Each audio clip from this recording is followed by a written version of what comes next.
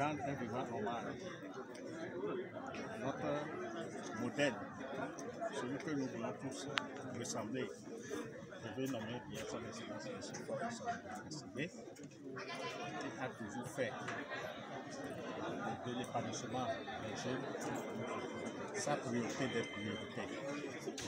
Et grâce à qui nous avons pu tenir cette cérémonie cet après-midi, parce qu'il a su, par son leadership, maintenir la sécurité dans la région de Sahara et nous vaquons librement à nos occupations. Qu'il en soit vivement remercié pour ça. Pour l'événement de cet après-midi, comme vous l'avez vu, nous venons d'inaugurer notre bibliothèque communale qui s'appelle ATIR. ATIR, c'est le nom de notre association. Et nous invitons les élèves à venir à la source des connaissances, au temple de la connaissance, pour vraiment approfondir et recueillir des connaissances.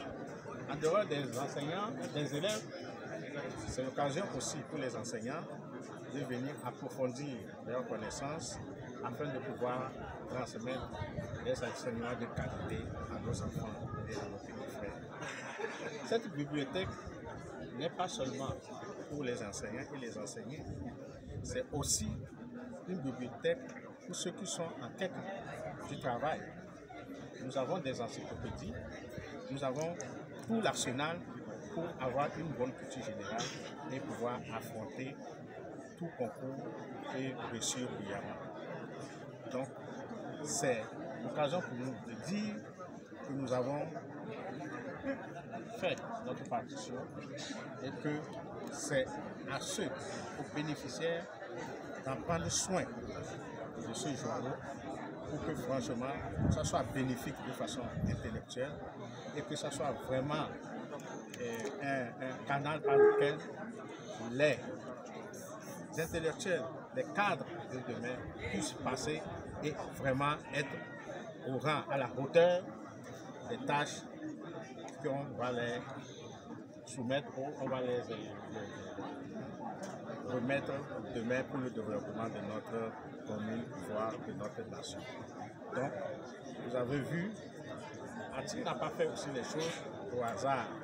Nous avons formé nos bibliothécaires qui ont une formation requise et qui vont servir tous les lecteurs de façon professionnelle.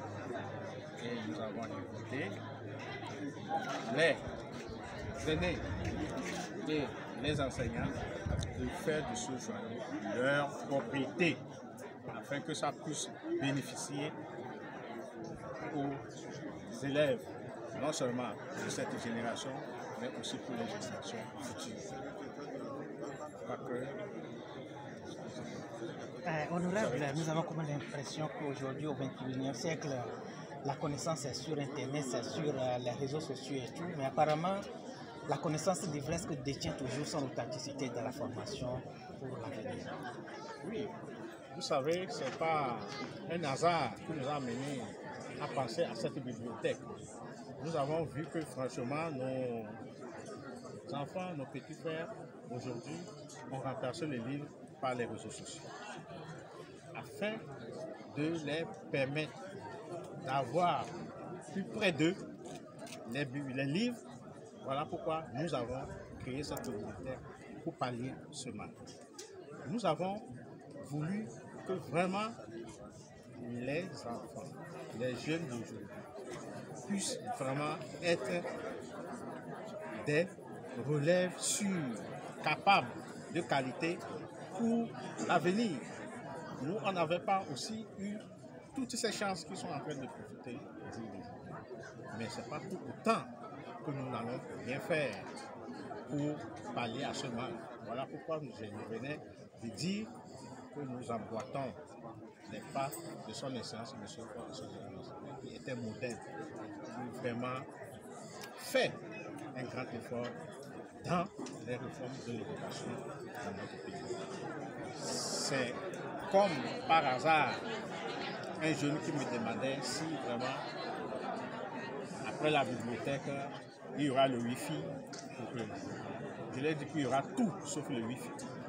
Parce que c'est pour vous désormais du Wi-Fi, c'est pour vous éloigner des TikTok que nous créons, ces livres que vous venez vous divertir, que de vous divertir par les téléphones qui vous sont en plus chers que d'aller vraiment simplement lire et se faire cultiver gratuitement dans la bibliothèque.